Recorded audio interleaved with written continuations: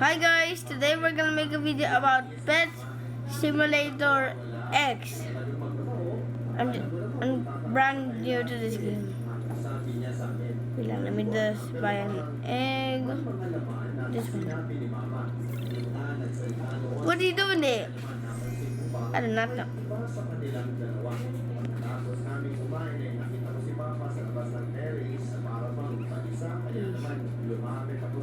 Don't ask why, guys.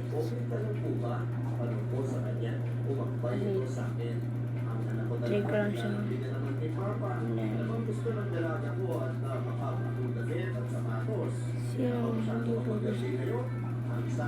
Ay, ito.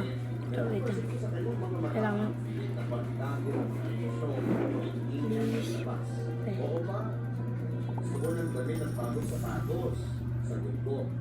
Wait. Ito pala. Shadow kaya.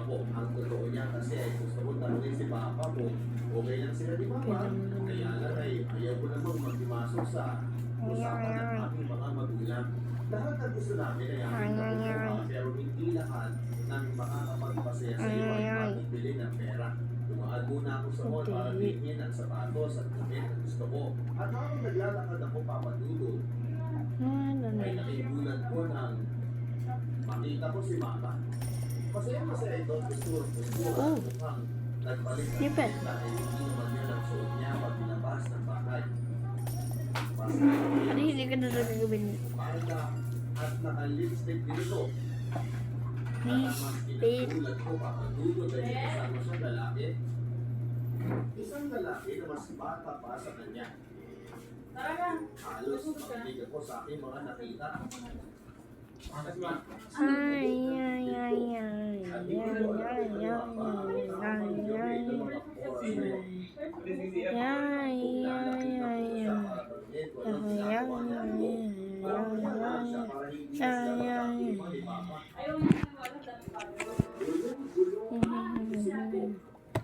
At mas lalo ako nakaramdam ng inis na makita ko mapay lalaki ni Mama at pinalikan siya. Kaya pala halos hindi na si Mama sa patuloy dahil may kasama siyang iba. Kaya pala nakasin na hindi na halos sila nag-uusap ni Papa dahil sa mga pinagkagagawa niya. Nagkaroon ako ng tuot kay Mama. At dahil na rin sa sobrang pagkainis ko, ay hindi na ako tumuloy pang bumili ng sapatos at ng damit. Ang daming karoon sa isipan ko. O bakit at paano lang at lalo na sa aming mga anak niya. You may hate me, baby. They don't lie. Bye, bye, bye, bye, bye. Sobra akong I wanna hear you. Ain't no way. hindi ko Ain't alam no kung lie. I out the door, kay Papa. Sa bawat araw na nagdadaan ay hindi ko maiwasan ang magdamdam kay Mama. Sa mga nakita ko pero ayaw don't know if I have pagkapansin ni Mama ay pagkatapos ko mo. Isang mas magandang sa mga nakita ko. I don't have enough. Maaga ko yung dahil sa mga project na kailangan kong tapusin. Kaya nauna na ako at sinabihan ko na lang kay Kuya na huwag na niya akong daanan. Basic. Mga bandang alas 5 na yun ng hapon. Yee! Nagkapagod kami nakasarado ang Let me get there. Mabuti na lamang at may dala akong susi. Kaya nabuksan ko ang pintuan sa kusina. Just Abby Umakyat ako sa and just kwarto put ko ng makamit your ako ng name alas 2, kaya naman may in the comments, then I'll just add it. isang bakanteng kwarto. This is also a new account, so just put the name Arm Wrestle Sim 2 Max. Nakita ang pangyayari na naging rason Yeah, I'll para accept. namang kamuhian si Mama. But yeah, no, but Nakita ko siya sa pagkakit ng bata na halos isang dekada sa kanya. Nanlumo ako papadudod at halos mapaupo ako sa sobrang pahihina. At hindi ko halos maibuka ang aking bibig para pagsalitaan si Mama. Rina, anong ginagawa mo dito? Ang gulat na tanong ni Mama sa akin. Agad ito kinuha ang damit niya tumawag siya sa akin. Ma, paano mo nagawa to? Ang manumanay kong tanong sa kanya. 7.5 billion. I just wanna see you in a hello. Anak, wala naman kami ginagawa masama ng Kuya Roger mo. Ang pagtulog mo ni Mama. Nakikita mo sa kanyang mga mata na para mawala sa kanyang mga ginawa. Narinig mo ba yung sinasabi mo? Pinagtaksilan mo, hindi lang si Papa, kundi pati na rin kami mga anak mo. Hindi ko akalain na magagawa ko sa amin to. Ang sigaw ko sa kanya, nagalit na. Anak, please. Isikreto mo muna ito. Ang pagsusumamo ni Mama na itago ko ang kanyang kapusukan. Hindi ko alam ba? Fantasy Hindi ko alam World. kung saan nagkulang si Papa. Halos ibigay na niya ang lahat sa iyo pero kulang pa rin. I wanna hear no. Mga kasira sa pamilya natin pero ginawa ko pa rin ba? I wanna see. Bakit mo Wait nagawa sa akin to? more, wait more. Ang sabi ko sa kanya. Hmm? Tuloy naman tumulo ang Let's aking mga luha Dragon. papatulog. Pero si Mama walang ginawa para mawala ang galit ko sa kanya. 9 billion? Huwag ka na magdrama dyan, Trina. At huwag mong sasabihin sa papa mo ang mga nakita mo dahil kapag ginawa mo yun, iiwan ko kayo at sasama na ako kay Roger. Nakakaintindihan ba tayo, Trina? Ang sabi ni Mama sa akin, napakawala I niya. wanna hear Ako maganda ang ginamit ninyo? no Wala lie. akong pakialam kung sumama ka sa lalaki yan. Parehas kayo walang kwenta. Ang sabi ko sa kanya, at hindi ko na mapigilan ang galit ko, papadulot kaya naman napalakas ang panunumpat ko kay Mama. Sige, sabihin mo sa papa ko para malaman natin kung ano ang mas mahalaga sa kanya. I wanna At hear. huwag I mo don't hate magsasalita you. ng ganyan, Trina, ha? I wanna hear. I know it. Bye bye bye. Wala akong ilang kagaya I mo. just wanna see you in a Ang sabi ko hello. sa kanya, sabay takbo at You pasok sa may kwarto. hate me, but you didn't know that, baby. Hindi ko lahat Bye. ang aking nararamdaman. At hindi ko alam kung ano ang gagawin ko. Kung sasabihin ko ba lahat kay Papa para maghiwalay na sila ni Papa, at ngayon na lamang na mawalan kami ng tinaulit ako ang lahat ng aking mga nakita. At magpapamatil, para lang hindi kami mawala ng isang ina. Gulo-gulo ako, papadulog. At hindi ko alam kung ano ang aking gagawin. Sa kagustuhan ko, papadulog na maging maayos pa rin ang aming pamilya, ay kailangan ko lahat ang hindi ng Mama. Ngunit nagkalamat na rin ang I aming just wanna pagsasama see na you hindi in na a katulad ng dati. Dahil sa sama ng loob ko, Mm-hmm. papadulog ay nabarkada ako hanggang sa tututom ako ng kolehiyo at kung sino-sinong tao ang aking nakasalamuha. At sa pagiging I kapayat ko, wanna see bumagsak ang lahat ng at subjects ko. that door, baby. Bye bye. Ano kung nangyayari sa iyo? Mm-hmm. Ang sabi sa akin ni Papa, na noon ay nag-aalala. Pa, pwede ba? Pagod ako magpapahinga na ako. Ang sabi ko naman sa kanya, You may hate me, but it ain't no lie. hindi ka naman ganyan dati. Bye bye Kung may bye. problema ka, sabihin mo na. Ang sabi ni Papa na tumaas ang boses. Pa, wala akong panahon para makipag-away sa inyo. Masyado na ako madaming iniisip kaya utang na loob pa. Ang sabi ko naman dito. Hindi ako nagpahalata, papadulot na lasing ako dahil kapag nagkataon ay mas doble pa ang magiging galit sa akin ni Papa. Hindi ko na alam ang gagawin sa'yo. Hindi ka naman ganyan dati eh. At hindi ko maintindihan kung ano ba talaga ang nangyayari sa'yo, anak. Ang sabi ni Papa na noon ay In no way, baby. nakipag-pagpapaalala. Bye bye bye. Pa,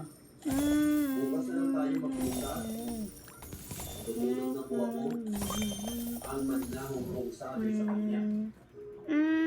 Pagdating ko ng kwarto, Papadudot, ay napakagulo na lang ako dahil sa lungkot. Gusto ko man na sabihin lahat kay Papa ang aking mga nalaman pero hindi ko magawa dahil ayaw kong masira ang aming pamilya.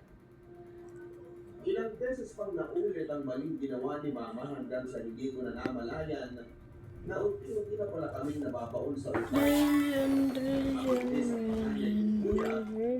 naman hindi na siya nakapagtapos pa ng pag-aaral. At ang pangalawa ko naman kuya ay nalulong sa pinagpapahal na gamot. Kaya wala na rin ngayon sa akin at hindi ko nakasama. Ang bilis lumipas ng panahon. Ang dati namin maginhawang buhay para bang naglaho na parang bulan. At ang dati namin masayang pamilya ay tuloy na rin nabaon sa binhati. Si Mama ang sinisisi mo sa lahat ng mga nangyari sa aming pamilya. Dahil minalas kami dahil sa kanya.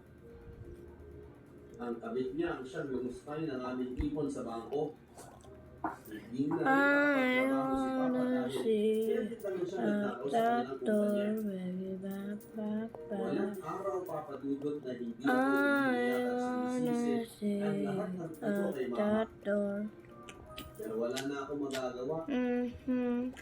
Nandito na ito. Lumipat kami sa mas maliit na tirahan dahil pati ang bahay na naipundar ni Papa ay hindi na rin napako dahil sa aming mga pagkakautang. And guys, please send me pets through the mail. I need some. Anything would really help me out in this game. Anything.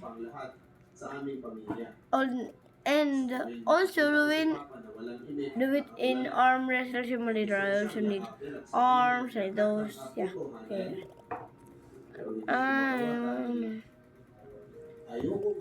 Eminem, please trade.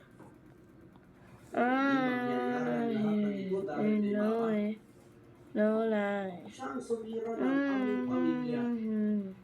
Kaya kahit kailan hindi ko siya mapapatawad. Lumipas ang halos 3 taon at naging walang kwenta na ang buhay ko. Naging patato na ako at wala nang kinabukasan iniisip. Sumama ako sa iba't ibang klase ng tao. Mga kaibigan, akala mo itotoo sa'yo pero ang hindi mo alam ay sinasaksak ka patalikod. May mga kaibigan na nandyan lang kapag kailangan ka lang. Pero kahit papaano ay meron din mga taong handa kang tanggapin nang walang-wala ka na. Nabaon kami sa utang, Papadudot. Nagkasakit din si Papa ng renal cancer at kailangan niya ng tuloy-tuloy na gamutan. Hindi na kayang gustusan pa ng magulang ko ang aking pagkukulidiyo. At ang naipon namin pera ay natubos na rin dahil hindi pala nakabayaran ni Mama ang mga nahihiram namin sa bangko. Ang magandang buhay namin, Papadudot, ay unti-unti nang gumuho. Kami na lang ang naiwan ni Papa na magkasama sa bahay. Ang dalawa kong kuya ay iniwan na rin kami dahil sa kanilang pamilya. Masyado kami Only that you don't choose. Na panghabang buhay na magiging malakas ang negosyo ni Papa. Kaya naman wala kaming pakialam kung magkano ang lustayin namin pera. Sa tuwing sasama ako sa aking mga barkada para uminom at maglakwatsa, ay nakikita ko si Papa na nakasilip sa aming bintana. Nakatingin lang siya sa malayo at malalim ang kanyang iniisip. Naawa ko sa kanya, Papadudot. Pero ayokong problema, masama na kung masama, pero mas gusto ko ba makasaya kasama ang aking mga barkada. Oy, Trina! Tama na yan, lasing ka na eh. Ang narinig kong sabi ni Sarah. Nasa isang bar kami noon, Papadudot. Malakas ang sigawan ng mga taong nagsasaya at madilim, pero hindi mo mararamdaman na ikaw ay nag-iisa. Hayaan mo na ako.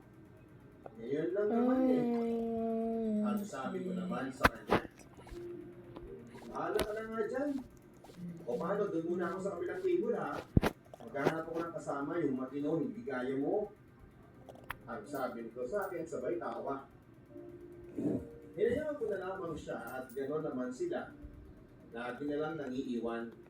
Kapag mahina ka na, imbes na tulungan ay hahayaan ka lang nilang mabaon ng buhay. Ang sabi sa akin ng isang lalaki na halos hindi ko maaninag ang kanyang mukha dahil sa sobra ko ng kalisihan. Hindi ako umiibig at hinayaan ko lang ito ng salita. Tara, labas tayo. Ang sabi nito. Sige, tara. Dali mo lang ako sa tahimik na lugar. Ang sabi ko sa kanya. Hindi ko alam papadudod kung ano nag-udot sa akin at umayag na sumama sa isang tao na hindi ko naman talaga kilala. Siguro ay gusto ko lamang ng atensyon. Gusto ko ng isang taong makakaramay ko sa pinagkakadaan kong kalungkutan. Dinala niya ako sa isang hotel. Wala akong alam kung ano bang mangyayari ng gabing yun. Hindi ko pa rin makita ang mukha niya dahil na rin siguro sa kalasingan. Iba-tiba ako sa iyo, miss, ha? Bilis ka naman pala, mapapahalik eh. Ang narinig kong sabi niya, unti-unti niya tinanggal ang botones na suot ko. Ang ginagawa mo? Ang noon ay mahina kong sabi sa kanya. Akong bahala sa iyo, huwag kang mag-alala, ang sabi nito at nakaramdam ako ng takot papadulo dahil sa totoo lang ay hindi naman ako ganun babae. Ganyan ako at ginawakan ng aking kamay. Axolotls. Maawa ka na sa akin, ang sabi ko pero hindi siya nakinig. Nagpatuloy siya sa kanyang ginagawa. Diba?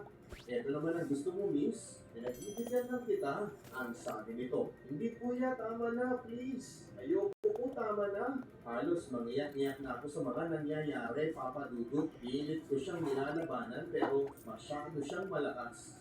Hanggang sa wala na akong nagawa, Papa Dudut. Hindi ko na alam ang mga nangyayari. Wala akong lakas para ipaglaban ang aking sarili. Napaluhan na lamang ako. Biglang bumalik sa aking mga alaala. Ang masasayang kahapon namin nila Mama at Papa. Walang problema at maginhawa ang buhay. Pero dahil kay Mama, eto ang nangyari sa amin. Sira ang pamilya ko. Gumuho ang kabuhayan namin at naging basura ang buhay ko. At sa gabing yun ng aking buhay, papadulot ay ninais ko na lang sana na hindi na lang ako magising para mawala na ang sakit ng aking nararamdaman.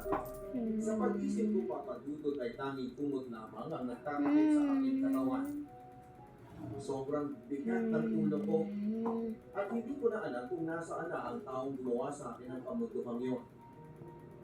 Halos hindi ko maigalaw ang aking buong katawan pero pilit kong nilalabanan yun para makaalis na ako. Ang kunin ko na nga ang damit ko ay may nakita akong 1,000 piso na nakalagay sa ibabaw ng unan. Halos makaluha ako, papadudot. Ito ay 1,000 na ang halaga ko. Gano'n na nga lang ba ako kalaging tuwanan. Pag-uwi ko ng bahay ay nakita ako ni Papa. Napansin niya ang namumugto kong mga mata. Anak, saan ka naman ba nang galing? Hindi ka na naman umuwi kagabi. Ang sabi niya sa akin. Nakita ko ang pag-aalala sa kanyang mga mata. Kasama ko po mga kaibigan ko pa, malumanay na sagot ko sa kanya. Batid ni Papa na may mabigat akong pinagdadaanan, papadudot, kaya muli siyang nagtanong. Anak, okay ka lang ba talaga? Ang sabi niya. Oo naman pa. At saka huwag niyo na akong intindihin. Eto nga pala pa pandagdag sa gamot ninyo. Alam ko naman na hirap na tayo ngayon eh. Hayaan niyo pa, mamaya ay maghahanap ako ng trabaho. Ang sabi ko dito. Anak, pasensya ka na ha. Hindi mo dapat nararanasan ang mga ganitong bagay. Dapat nag-aaral ka at nagagawa mo ang lahat ng gusto mo. Ang sabi ni Papa sa akin. Tama siya. Kung sana ay hindi kami nawala ng magandang buhay, marahil ay hindi ito nangyayari sa akin. Pero siguro, nakarma kami dahil sa ginawa ni Mama.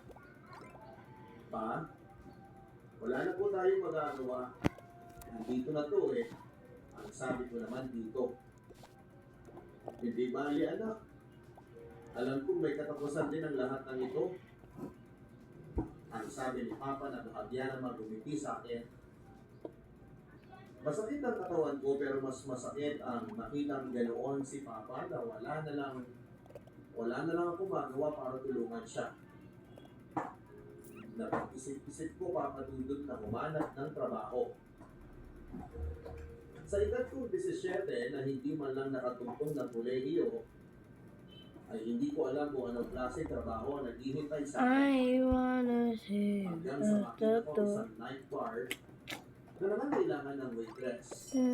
Pagpasok ko pa lamang doon, papadudot ay bumungad na ang mga babaeng malipis sa mga kasutan na kita-kita ang kanilang mga kaluluwa. Inalis ko umalis na lamang doon at tumanap ng ibang trabaho kaya may isang lalaking pumigil sa akin. Oh, miss, mag-a-apply ka din ba? Ang tanong niya sa akin na nakangiti pa. Ang hindi ko kuya, ang maikiling sabi ko. Aalis na sana ako na ginawakan niya ang aking braso. Sandali, mag-waitress ka lang at hindi mo gagawin ang katulad ng mga yan. Ang sabi nito sa pagturo ng babaeng nagsasayaw sa entablado at pinapanood ng mga kalalakihan. Kailangan mo ng pera, hindi ba? Ang sabi nitong muli sa akin. Opo, tugon ko naman. Halika na, magsisimula ka ng trabaho ngayon. Ang sabi nito sa akin. Sumunod ako sa kanya at hindi na tumanggi pa papadudot. Hindi ko alam kung ano ang mangyayari sa pagpapayag ko yun, pero ang mahalaga sa akin ngayon ay ang makahanap ng pera para kay Papa.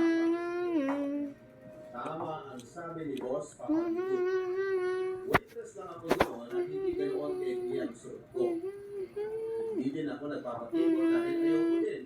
2 buwan din ako nasanay sa ganoong setup ng aking buhay hanggang sa maramdaman ko na lang ang nagpapago sa aking katawan.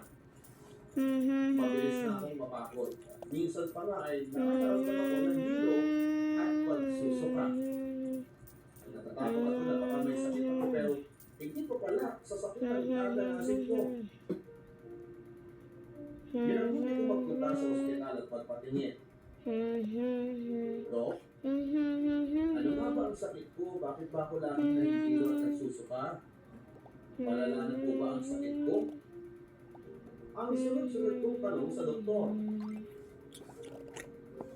Iha, wala ka bang mga magulang? Ang tanong nito sa akin. Meron po, Dok. Ako po nakasama ko sa bahay. Ang sagot ko sa kanya. Gusto ko din siyang makausap sa kalagayan mo. Ang sabi nito. Dok, bakit po ba? Malala na ba ang sakit ko? Ang tanong ko dito. Iha, minor de edad ka pa na at ikaw ay nagdadalang tao. Halos mahimaya ko sa mga nalaman ko, papadudod. Parang kung binuhusan ng malamig na tubig at pagkatapos kong marinig ang mga pangyayaran yun ay hindi ko alam kung ano ang gagawin ko. Kung kailan bumabangon pa lang ako, ito na naman ngayon ang darating. Dok, sigurado po ba kayo dyan? Baka nagkakamali na po kayo. Ang sabi ko pa sa kanya. Iha, hindi ako pwede magkamali. Kaya ka nakakaramdam ng hilo at magsusuka at mabilis kang mapagod dahil buntis ka. Sino ba naman ang dinadala mo? Ang tanong nito sa akin. Hindi ko alam kung ano nga ba ang isasagot ko kaya tumakbo na lamang ako palabas ng clinic niya at tumagulukol palabas. Ano ba itong nangyayari sa akin? Kung kailan gusto ko nang magbagong buhay para kay Papa, ay eto pa ang nangyayari. Naalala ko ang pagsamantala ng lalaki yun. Hindi ko inaalala ang kanyang mukha pero wala talaga. Umuwi na ako ng bahay at nadatnan ko si Papa na nakatingin na naman sa malayo. Mano po pa? Sabi ko sa bituhan ng kanyang mga kamay para magmano. O anak, bakit namumugto ang mga mata mo? Hindi ka ba? Ang tanong nito sa akin. Paano ko sasabihin sa kanya na ako ay umiiyak dahil nalaman kong 2 buwan na pala akong buntis? Wala pa. Nakakuwing lang po ako kanina. Maalikabok po kasi sa labas eh. Ang sagot ko na alam ko namang hindi talaga talaga kapani-paniwala. Basta kapag may problema ka, anak ha, sabihin mo lang sa akin. Tinangan ako at ikikinig sa'yo. Ang sabi ni Papa, hindi ko alam kung ano ba ang nag-udyok sa akin para yakapin siya. Niyakap ko nga si Papa ng mahigpit at napahagulhol na lamang ako sa pag-iyak. O anak, kala ko ba hindi ka umiiyak at nauwi ka lang? Ang sabi niya sa akin. Hindi ako nagsalita at niyakap ko lang si Papa. Naramdaman ko pangayayat ng kanyang katawan pero habang yakap ko siya ay naramdaman ko na para bang gumaan ang loob ko at sa sandaling nasa pisilya ko ni Papa ay nawala ang aking problema. Patuloy pa rin ako nagtrabaho sa club, Papa Dudut. Nang mapansin ako ni Esther, ang isa ko din kasamahan. Oy, Nene, bakit parang tumataba ka ata? Ang sabi nito sa akin. Gumiti lang ako, Nene, buntis ka ba? Ang sabi nito sa akin. Hindi ko alam, Papa Dudut, ang isasagot ko sa kanya. Kung ako sa'yo, huwag mong ituloy ang pagbubuntis. Wala din naman niyang ama. Kawawa din naman ang bata paglaki niya. Ang sabi niya sa akin. Napaisip ako sa mga sinabi niya yun, Papa Dudut. Baka yun ang magiging dahilan para nang sa ganoon ay mapagaan ang buhay ko. Ate, may alam ka ba? You eat sinigang? Ang sabi ko sa kanya. Sinigang? Yes, yung may malambot na pork. Doon sa amin, maraming gumagawa. Konti lang namin yung ginagawa. Ah, Ang tanong bukas nito, yun ang ulam. 2 buwan pa lang ate, ang tutur ko naman. Naku, tamang-tama yan, hindi mahirap tanggalin yan. Kung gusto mo, bukas sa bukas din, sasamahan kita. Ang sabi niya sa akin. Sige ate, salamat ha. Ang sabi ko sa kanya. Pero, ano ba ng tatay na dinadala mo ang gagawin mong yan? Ang sabi niya sa akin. Hindi ko pa kayo pinasado sa akin buhay. Ate kasi, hindi ko alam kung sino ang tatay. Ang sabi ko sa kanya. Paano hindi ko alam? Ang tanong niya. Lasing kasi ako doon eh. Tapos may lalaki na dala sa akin sa hotel. Tapos hindi ko na alam kung ano nangyari. Sobrang kalasingan ko, hindi ko matandaan ang itsura niya. Pinagsamantalahan niya ako, ate. Ang halos mag-iyak-iyak na sabi ko kay Ate Esther. Ay, naku, Len. Alam mo naman ang mga lalaki, pare-pareho ang mga yan. Dahil pagkatapos ng pagsawaan, itatapo ka lang. Mabuti pala talaga ang pagkakas. Wawa din naman kasi siya. Sisilayan niya ang mundo na walang kinikilala ka ma. At saka, bata pa pa. Marami ka pang pwedeng gawin sa buhay. Ang sabi niya sa akin. Mabait naman si Ate Esther pero nakikita kong wala siyang pagmamalasakit sa akin. Siguro meron pero hindi totoo. Pero ano pa nga ba magagawa ko? Kundi ang din ang payo niya. Ayaw kong mahirapan ako papadudod at tama nga naman siya. Kawawa ang batang tinadala ko kung wala siyang kikilalaning ama. Pinabuti kong hindi pumasok kinabukasan at nagpaalam ako kay Boss Arvin. At agad naman itong pumayag. Nang makarating na kami ni Ate Esther sa lugar kung saan ay gagawin ang pagtanggal ng bata, ay nakaramdam ako ng takot. Nakatira siya sa isang maliit na barong-barong, may gunting, may guantes at kung ano-anong dahon ang nakalagay sa mga lamesa at pinahiga niya ako. O iha, huwag kang matakot ha. Mabilis lang to.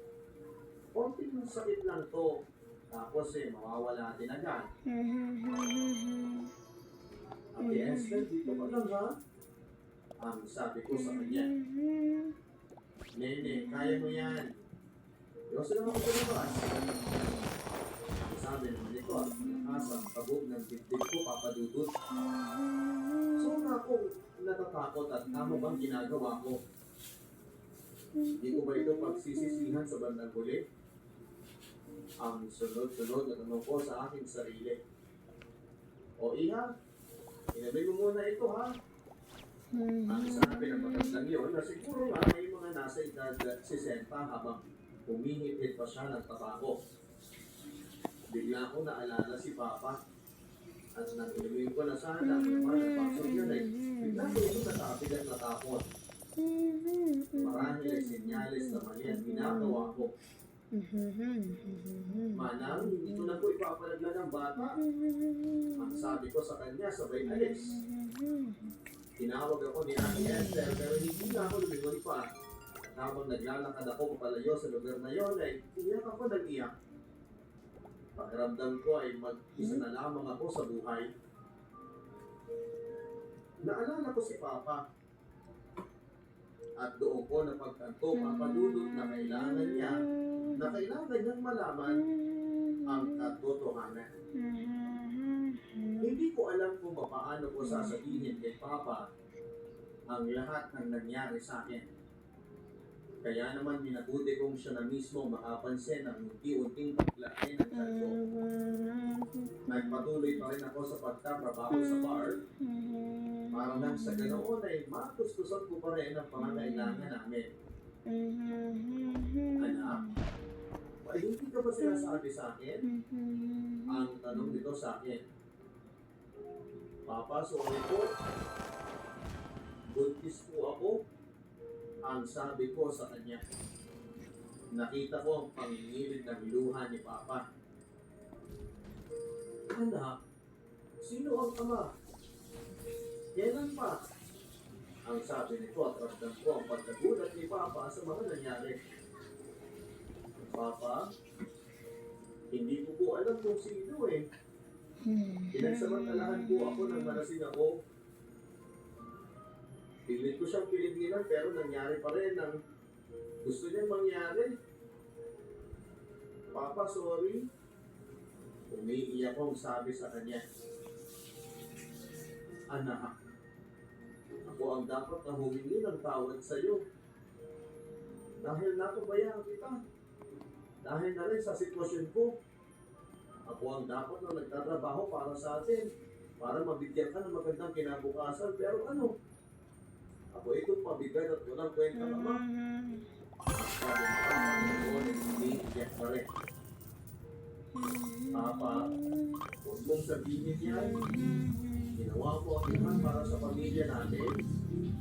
Hindi ko nagkulang, Papa. Ang sabi ko naman dito, anak, kung hindi ako nagkulang, sana tayo iniwan ng mama mo. Marahil ay kasama pa rin natin siya ngayon. Bakit kasi nagkasakit pa ako at nawala ng trabaho? Ang sabi ni Papa, at nakita ko sa kanya, Papa Dudut, ang pangungulila kay Mama. Alam kong hanggang sa ngayon ay umaasa pa rin siya na balang araw ay babalik si Mama at muli kami magkakasama. Pero napaka-imposible lang mangyari yon. Isa pa ay hindi ko mapapatawad si Mama. Sapagkat kung hindi dahil sa kanya, hindi kami makakarma ng ganito. Papa, patawarin mo ko. Hindi ko alam na mabubuo ang batang ito dahil sa kamunduhang ginawa ng lalaking yon. Hindi ko alam ang gagawin ko, Papa.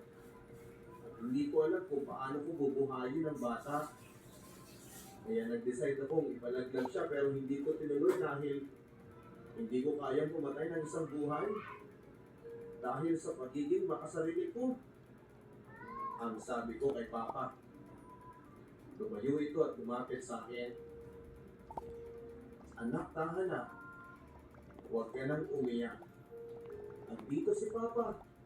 Bubuhayin natin ang bata at hindi niya kailangang pagbayaran ng isang kasalanan hindi naman niya ginawa. Bigyan natin siya ng pagkakataon na masilayan ang ganda ng buhay. Pero paano ko siya bubuhayin, Papa? Ang tanong ko dito.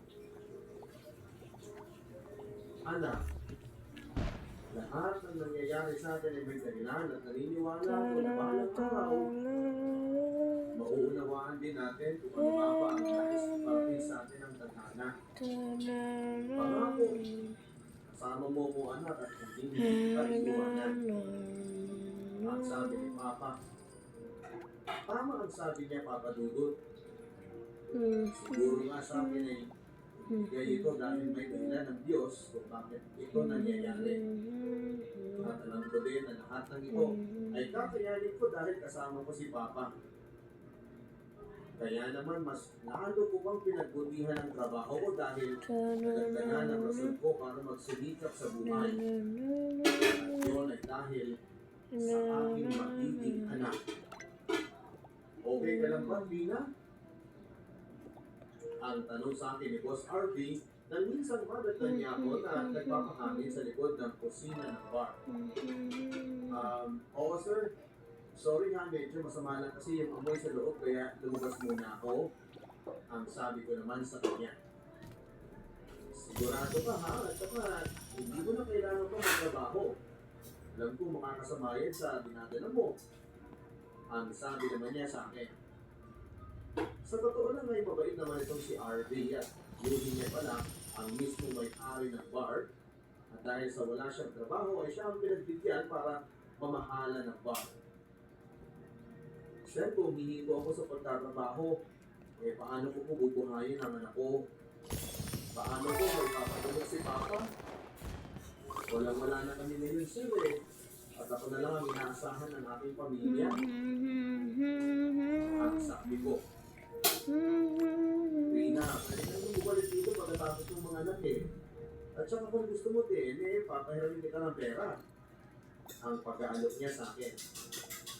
Naku sir, wala po akong ibabayad dyan. Ang sabi ko naman dito. Hindi naman kita sinisigil na yan Basta bayaran mo na lang ako kapag kaya mo na.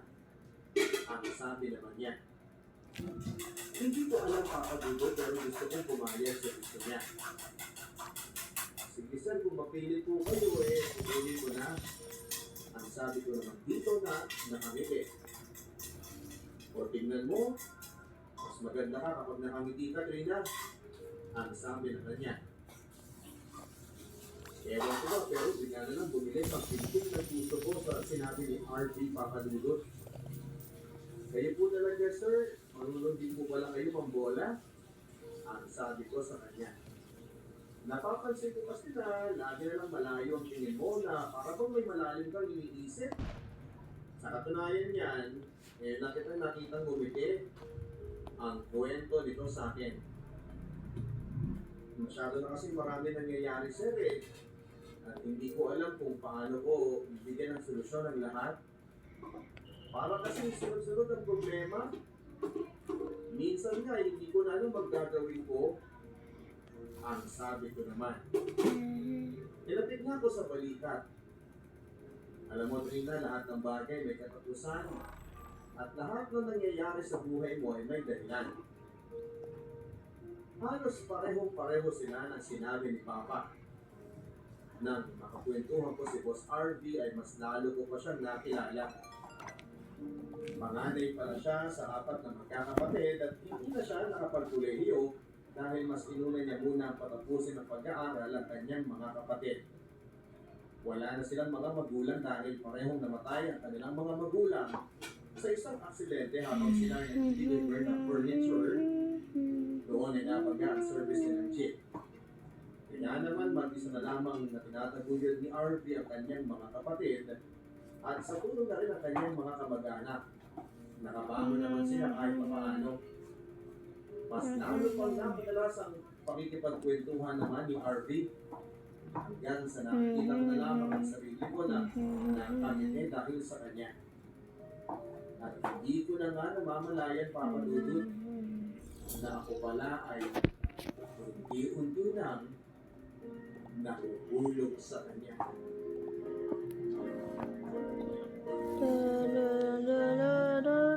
Hindi na nga ako nakapasok sa bar papadudod dahil sa aking pagkata ng tao. Pero magkaganon pa man ay lagi akong pinupuntahan ni RV. Lagi siyang may pinagbukas kung ano-ano pa. Hindi ko alam kung ano ba talaga ang ibig sabihin ng kanyang ipinapakita sa akin, pero natutuwa ako papadudod at ramdam kong espesyal ako sa kanya. Hanggang sa nananakyan ako ng isang video na pinagdaanan kong Matthew. Ang gwapo naman ang apo ko. Ang sabi sa akin ni Papa. Nakita ko ang galak sa kanyang mga mata, Papa Dudut. Papa, paano ko siya bubuhayin? Ang tanong ko kay Papa. Anak, huwag mo munang isipin yan. Ang mahalaga ay healthy ang anak mo. Ang sabi pa ni Papa. Hanggang kailan magiging okay pa? Hindi ako nakapag-aral. Kaya wala akong magandang kinabukasan na ibibigay sa kanya. Hinawakan ni Papa ang buhok ko at kinalikan ako sa noo ko. Anak naman, namumroblema ka na kaagad dapat magsaya ka kasi may regalo sa iyo ngayon ng Diyos na dapat mong pagtuunan ng pansin. Ang sabi naman ni Papa sa akin, bakit niya akong sinilip ang aking anak? Noon ay napatulo ang luha ko. Dahil sa mura kong idaan ay magiging ako. Sa kanya na walang magiging kaluwag sa buhay. Salamat lang ako at andyan si Papa dahil kung wala siya, ay hindi ko talaga alam ang gagawin ko. Lumipas ang araw at buwan na dyan. Ngayon ako nakabalik sa aking trabaho. Later pa rin ang nagtatrabaho ko sa kaya si Papa ay nagtatrabaho. Sabi ko sa kanya kapag nakaipon ako ay sa kanya ako kukuha sa bahay ay maging na rin siya sa pag-alaga. Dahil ayaw ko din namang mapagod siya dahil sa kanyang sakit. Pero naging matalas pagkakasakit ng anak ko. Dahil sa kagulangan niya, naging nagulong kay Marvin dahil masyado na siya maraming nagbigay sa akin. Super pagkakunan ni Papa. Hindi ko alam kung $1 million, magpatibol ka na. milli, Ang sabi sa akin ni Ate Esther, milli, magpatibol. milli, Pag-uulit ko ng tanong.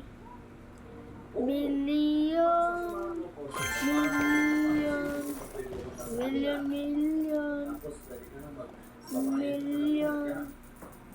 Dahil sa pagiging million, ako, million, million, kung gusto mo ba million. pagkakasa mo na yan.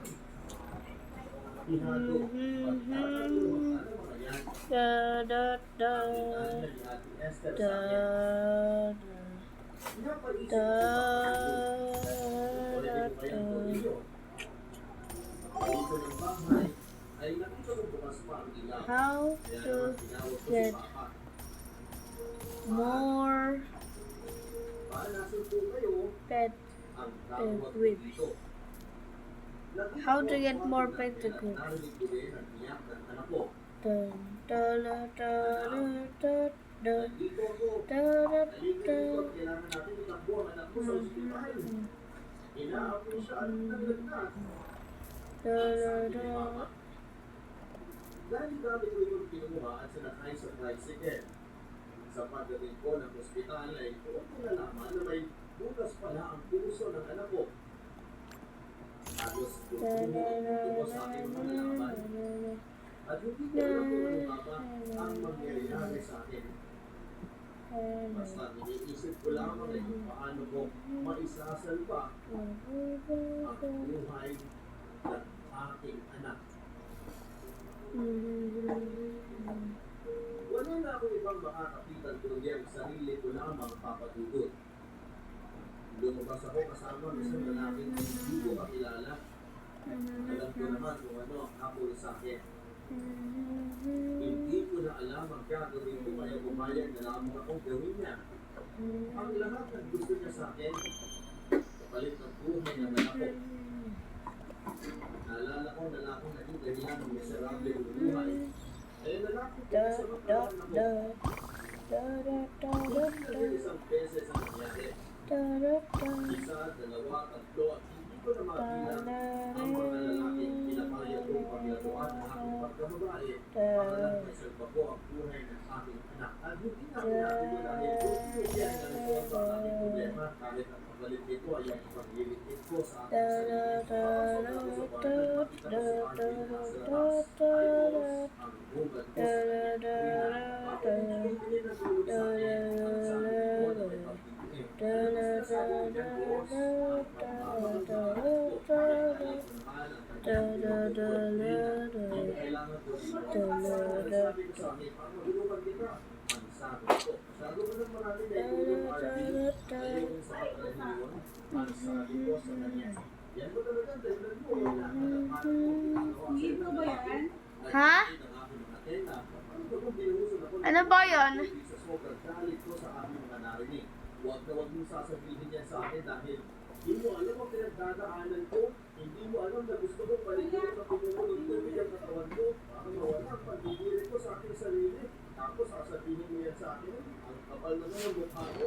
Hindi ko ito marami ka nang naitulong sa akin. Ay malakas na ang loob mo para pagsalitaan ako ng ganyan. Ang sabi ko sa kanya. Rina, sorry, hindi ko naman sinasadya. Ayaw ko lang kasi na nakikita ko yung mga kasama. Ano hindi na? Ang pagpapagpapag niya. Ano ba sinasabi mo dyan? Hindi kita paintindihan, RV. Ang sabi ko sa kanya. Rina, hindi mo nahahalata. Mahal kita. Mahal na mahal kita. Nagulat ako sa mga pinagtapat ni RV Papadudod. Ngayon ay mas naiintindihan ko na kung bakit gano'n na lamang ang pagmamalasakit mo sa akin at sa aking pamilya. Totoo ba itong narinig ko, RV, na mahal mo ko? RV, wala akong kwentong babae. Ang sabi ko sa kanya. Habang tumutulo na ang aking mga luha. Rina, huwag na huwag mong sasabihin yan. Hindi ka gano'n. Pinahali ka dahil nakita kong karapat-dapat kang mahalin at gusto ko na nalaglakan. Sana pagbigyan mo akong gawin na lahat ng kanina. Ang sabi nito. Sa totoo lang, papatulog ay hindi ko alam kung ano ba ang dapat na isagot ko sa kanya. Nagugulungan ako sa mga nangyayari pero may ano sa aking puso na gusto kong subukan at maranasan kung paano ang mahalin. Elolo. RV, Hello, kaya mo ba akong hello. tanggapin? Dahil kapag pinili mo kong mahalin, Yan man ako sa upuan. kasama mo din tatanggapin ang mga mahal ko sa buhay. Ang papa ko, ang anak ko. Handa ka ba sa lahat ng yan, RV? Ang sabi ko sa kanya habang nakatitig sa kanyang mga mata. Alis. Lumapit ko sa akin, Alis! papagudod at hinalikan ako. Usap pa Alam ko na talaga. ang sagot sa lahat ng katanungan ko. Sa mga halik ni RV ay naramdaman ko ang respeto at pagmamahal na matagal ko nang hindi nararamdaman sa aking sarili. At kung si RV nga ang kapalit ng lahat ng aking pagmumura, ay tatanggapin ko ng buong puso. Mabilis lumipas ang panahon at 4 na taon na si Matmat Papadudut. Matagal na akong hindi pumasok sa bar dahil sa ayaw na rin ni RV. Nagsasama na kami sa iisang bubong Papadudut at syempre, kasama si Papa. Wala akong naging problema kay RV dahil lahat ng kanyang pangako sa akin ay tinupad niya.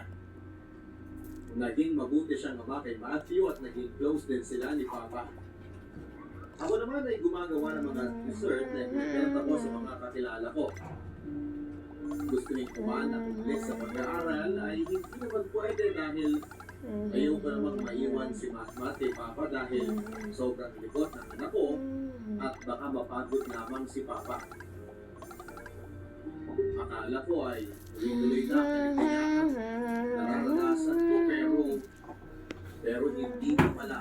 Muling kinatake si Papa ng sakit niya at napagalaman Hello. natin mayroong komplikasyon ng kanyang Hello. kidney at kailangan ng kidney transplant ni Papa. Matagal na pala niyang iniinda ang kanyang sakit pero hindi niya sinasabi sa akin. Papa, huwag kang bibitaw ha. Laban ka Papa, huwag mo kong iiwanan. Ang sabi ko kay Papa habang hawak ko ang kamay niya. Nakahiga siya at naka-oxygen na ito. Anak, hindi naman kita iiwanan eh. Lagi lang naman nandito si Papa para sa iyo at kay Matmat.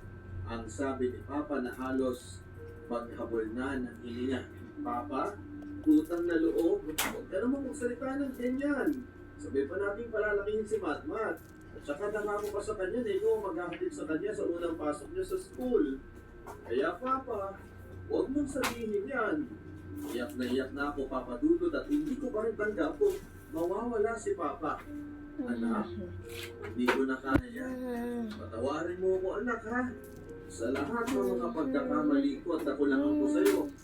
Ang sabi ni Papa, maya-maya pa nga, bumukas na ang pintuan at nagulat ako sa aking mga nakita. Si Papa, talaga lang isang pag at napansin ko ang pagbagsak na katawan nito at halos hindi ko na siya makilala. Marahil ay dahil sa sobrang tagal na rin ang panahon mula nang kami ay iwanan niya. Para sorry, lang ako nakabalik. Nalaman ko na nandito ka ngayon, kaya nagpunta ka agad ako. Gusto kong humingi ng kapatawaran sa lahat ng pagkakamali ko. Ang iyak ng si Mama. Habang iyak nito si Papa. Huwag mo nang isipin yun. Ang mahalaga ay nandito ka na. At may makakatuwa na anak natin sa pagpapalaki sa ating apo. Ang sabi ni Papa. Tawarin mo sana ako. Ang maikling sabi naman ni Mama. Matagal na kitang napatawad. At lahat ng mga nangyari ay tapos na. Dahil mas nanaig ang pagmamahal ko sa iyo. Mahal na mahal kita. Kayo ng mga anak natin at sana'y maging maayos na kayo. Anak, magsimula kayong muli at huwag mong pababayaan ang mama mo. Mahal kita, anak. Mahal na mahal ka ni Papa. At yun na nga, Papa Dudut, ang ahuli-hulihang salitang binitawan ni Papa. Hanggang ngayon ay hindi ko pa rin matanggap na wala na siya. Na hindi ko na siya makikitang nakikipaglaro kay Papa. Sa tuwing maaga itong nagigising. Wala na akong kasabay na magkape tuwing umaga. At wala na rin akong takbuhan sa tuwing ako ay may problema. Pero kahit ganoon ang nangyari ay mananatili pa rin ang mga pangaral ni Papa sa akin na huwag susuko sa buhay dahil lahat ng problema ay may dahilan. Ang araw ay magiging daan para matatag tayo. Ano yan? Ang hindi ko alam ngayon, Papa Dudut, ay kung paano ko muling tatanggapin si Mama. Ngayong sariwa pa rin sa aking isipan ang lahat ng ginawa niya sa amin. Kaya ko ba nga ba siyang patawarin? Ngayong eto ang ipinangako ko kay Papa. Yes. Ano ang gagawin ko? Yes. Kaya ko pa nga bang tanggapin ang taong sumira ng aking buhay? Pagkatapos ng isang linggo, Papa Dudut, ay hinatid na namin sa kanyang huling hantungan si Papa. Sobrang bigat sa dibdib na mawalan ka ng taong minamahal mo. Akala ko wala na masasakit pa doon pero nagkamali ako. Dahil mas masakit pala na makita ang taong sumira sa buhay mo. Anak, kumain ka na ba? Ang tanong sa akin ni Mama pagdating ko ng bahay. Kumain na ako. Maigli kong tugon sa kanya. Pinatulog ko na nga pala si Mama. Kanina na pa niya hinihintay. Ang sabi ni Mama. Alam ko gumagawa lang ito ng dahilan para makipag-usap. Paulit-ulit yun na eksena, Papa Dudut. Napapagod na akong tiisin na araw-araw ko siyang nakikita. Mahal, hindi mo ba talaga mapapatawad ang mama mo? Ang tanong sa akin ni Harvey nang minsan kaming kumain sa labas. Alam mo naman ang sagot ko dyan, hindi ba? Mahirap na magtiwala tapos bigyan na lang sisirain. Ayoko sa mga ganong tao. Ang sabi ko sa kanya. Nakita ko na parang balisa si Harvey kapag tungkol sa pagpapatawad ang aming pinag-uusapan. Biglang tuloy akong nagkaroon ng putok na baka may iba siya. Paano kung may magawa ko kasalanan mahal? Hindi ko rin ba ako mapapatawad? Ang tanong niya sa akin. Aba, siyempre naman. Alam mo, mahal, napakahirap naman ang magpatawad. Lalo na kapag malaki naging kasalanan sa iyo ng tao. At lalong-lalo na kung kasalanan nito ay nakaka-apekto sa buong buhay mo. Ang litanya po sa kanya. Hindi na ito nagsalita pa at nagpatuloy na lamang sa kanyang pagkain. At dahil nga sa kutob ko ay nagpunta ako sa bar na pinagtatrabahuhan nito. Hindi ko pinaalam na nandun ako. Pero natin ko ako nakakita na may iba si RV kaya naman umuwi na lamang ako. Hanggang sa nakita ko ang ito niya. O Trina, bakit hindi ka pumasok sa loob? Ang tanong ng tito niya. Minsan ko lang itong nakilala noong pinyag ni Matt dahil sa sobra daw itong abala sa kanyang negosyo at isa na rito ang bar. Hindi ko dito. Graduate na po ako sa mga ganyan. Ang sabi ko naman sa kanya. Papasok ka lang naman doon at kakain eh. Ikaw talaga. At saka malaki na pinagbago mo. Hindi talaga ako makapaniwala na makahanap ka ni RV. Ang sabi nito sa akin. Napakulot doon ako dahil sa sinabi niya, hinahanap ako ni RV. Hinanap? Saan tito? Ang sabi ko naman sa kanya. Naku, dati pa kasi nung hindi pa kayo nagkakilala, sinusunod-sundan kayo sa bar na madalas na yung kaibigan mo. Madalas na daw niyang makitang lasing at saka ang sungit-sungit mo daw. Kaya nga pinayuhan ko na kung hindi ka madaan sa santong dasalan, dapat ay daanin ka sa santong paspasan. Kaya naman yun, nakagawa ng paraan. Bakalain mo ha, nakuha niya rin pala ang gusto niya. Paano talaga sa akin yun? Ang pagkukwento niya. Nagtataka pa rin ako at hindi ko din maunawaan ang sinasabi niya sa akin. Kaya naman, muli akong nagtanong. Ano po bang nangyari noon dito? Ang sabi ko sa kanya. Kasama niya ako nung hinatid ka niya sa hotel. Inaata nakapagpigil, kaya yun. Bayad ka naman daw, kaya naman ginawa na niya. Pagkatapos na hinanap ka niya. Tapos yun, nakita ka nga niya na nangangailangan ka ng trabaho, kaya pinapasok ka niya rito. Habang sinasabi ng tito niya ang lahat ng yun ay nabuo ko na ang lahat ng pangyayari. Hindi ako makapaniwala, papadudot na ang taong sumira pala ng buhay ko ay walang iba kundi ang taong binahal at pinagkatiwalaan ko. Walang iba kundi si RV. Siya ang taong nagsamantala sa akin. At hindi ko maalis-alis sa isipan ko kung paano ko siya pinigilang gawin ang bagay na yun, pero ginawa pa rin niya. Hindi ko alam kung paano ko siya haharapin ngayon. Bakit gano'n, papadudot? Lahat na lang ng taong minahal ko. Kung hindi ako iiwanan, ay lolokohin lang pala ako.